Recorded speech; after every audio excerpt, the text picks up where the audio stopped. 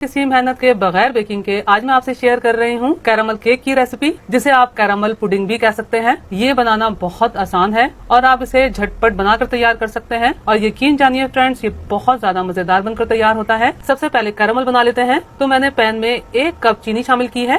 अब medium to low flame पर pan को इस तरह से मूव करते हुए चीनी को मेल्ट कर लेना है। आपने चीनी को मेल्ट करने में बिल्कुल भी जल्दबाजी नहीं करनी, बस इस तरह पैन को मूव करते चले जाएंगे और चीनी बहुत अच्छे से मेल्ट होती चली जाएगी। आप देख सकते हैं कि चीनी बहुत अच्छे से मेल्ट हो गई है और फ्लेम मैंने ऑफ कर दी है। अब ऑफ फ्लेम पर इसमें तकरीबन 3 टेबल स्पून बटर शामिल किया है। अब बटर को कैरामलाइज्ड शुगर में बहुत अच्छे से मिक्स कर लेना है। बटर को बहुत अच्छे से मिक्स कर लेने के बाद ये मैं 1/3 cup tetra pack fresh cream शामिल कर रही हूँ। अब इसे भी बहुत अच्छे से मिक्स कर लेना है। ख्याल रहे कि इस वक्त फ्लेम ऑफ है। अब इसमें ये मैं 1/3 कप फुल क्रीम मिल्क शामिल कर रही हूँ। अब इसे भी बहुत अच्छे से मिक्स कर लेना है।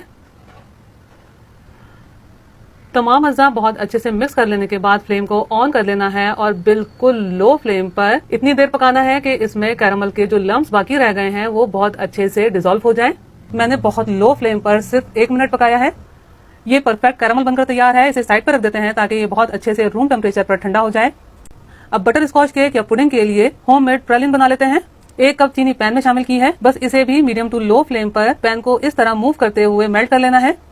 आप देख सकते हैं कि चीनी बहुत अच्छे से मेल्ट हो गई है और फ्लेम को मैंने ऑफ कर दिया है और इसमें ये 1 टीस्पून बटर शामिल किया है। बटर को बहुत अच्छे से मिक्स कर लेना है। अब इसमें ये मैंने 1/4 कप बादाम और 1/2 कप अखरोट शामिल किए हैं। आप अपनी मर्जी के हिसाब से कोई भी ड्राई फ्रूट शामिल कर सकते हैं। आप प्रलिन भुनी हुई मूंगफली से भी बना सकते हैं। इन्हें कैरामलाइज्ड शुगर में बहुत अच्छे से मिक्स कर लेने के बाद ग्रीस की हुई ट्रे में ट्रांसफर कर लेना है। अब इन तमाम ड्राई फ्रूट को इस तरह ट्रे में फैला देना है। फैलाने के बाद इस तरह साइड्स को समेटते हुए एक ब्लॉक सा बना लेंगे।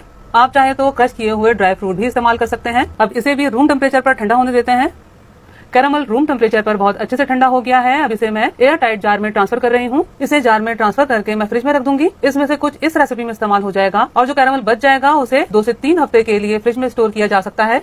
ये बटर स्कॉच प्रलिन भी बहुत अच्छे से ठंडा हो गया है। अब इसे इस तरह पीसेस में तोड़ लेना है। मैंने प्रलिन 1 कप चीनी की बनाई है। आप बिल्कुल सेम प्रोसेस से 1/2 कप चीनी से भी बना सकते हैं। आप इस तरह प्रलिन बनाकर एयर टाइट जार में ट्रांसफर करके स्टोर कर सकते हैं और हस्बे जरूरत बिल्कुल बारीक क्रश करके केक्स और आइसक्रीम्स वगैरह में इस्तेमाल कर सकते हैं।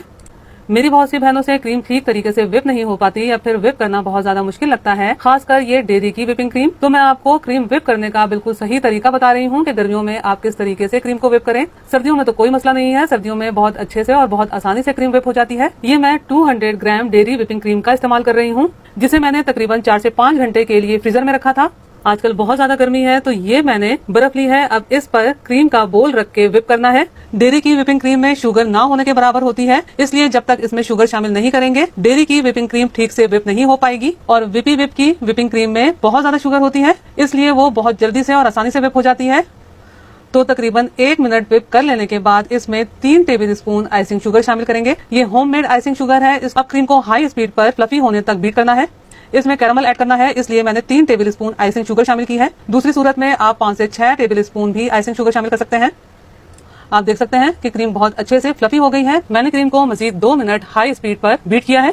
ये कैरामल मैंने फ्रिज में रख दिया था, जो कि बहुत अच्छे से ठंडा हो गया है और इसमें से 1.5 टेबल स्पून कैरामल मैंने क्रीम में शामिल किया है। अब कैरामल को बहुत अच्छे से फेंटते हुए क्रीम में मिक्स कर लेना है। अगर आप चाहें तो इसमें चंद कतरे वनीला एसेंस के भी शामिल कर सकते हैं। ये बहुत मजेदार कैरामल क्रीम बनकर तैयार है। अब तकरीबन 1/2 कप बटर स्कॉच प्रलिन को बिल्कुल बारीक क्रश कर लेना है।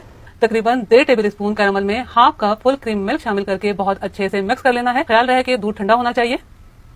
ये मजेदार कैरामल सिरप बनकर तैयार है। 7 इंच की स्क्वायर डिश ली है। इसकी बेस में इस तरह फैलाते हुए कैरामल सिरप डालेंगे। ये मैंने डिश के हिसाब से ब्रेड स्लाइसेस से कटिंग कर दी है। अब इन स्लाइसेस को इस तरह से बोल की बेस में तरतीब से रखेंगे। अब स्लाइसेस पर इस तरह कैरामल सिरप फैलाते हुए डालेंगे। अब इस पर बटर स्कॉच प्रलिन फैलाते हुए डालेंगे। अब इस पर एक मोटी सी लेयर कैरामल क्रीम की लगाएंगे। अब इसी तरह से प्रोसेस से स्लाइसेस की लेयर लगाएंगे। कैरामल सिरप फैलाते हुए डालेंगे। बस एक लेयर पर प्रलिन काफी है, लेकिन अगर आप चाहें तो इस लेयर पर भी प्रलिन स्प्रेड कर लीजिएगा। अब बची हुई तमाम कैरामल क्रीम इस तरह फैलाते हुए डालेंगे। तमाम क्रीम को बहुत अच्छे से स्प्रेड कर लेने के बाद इस तरह सरफेस को स्मूथ करेंगे। आप इस स्वीट डिश को बटर स्कॉच या कैरामल केक या पुडिंग भी कह सकते हैं। अब इस तरह क्रीम की सरफेस पर कैरामल प्रलिन स्प्रेड कर देते हैं। अब इस मजेदार स्वीट डिश को फ्रिज में 3 से 4 घंटे के लिए सेट होने के लिए रखेंगे। अगर आपके पास टाइम कम है और जल्दी सर्व करना है तो 1 घंटे के लिए फ्रीजर में रख दीजिएगा।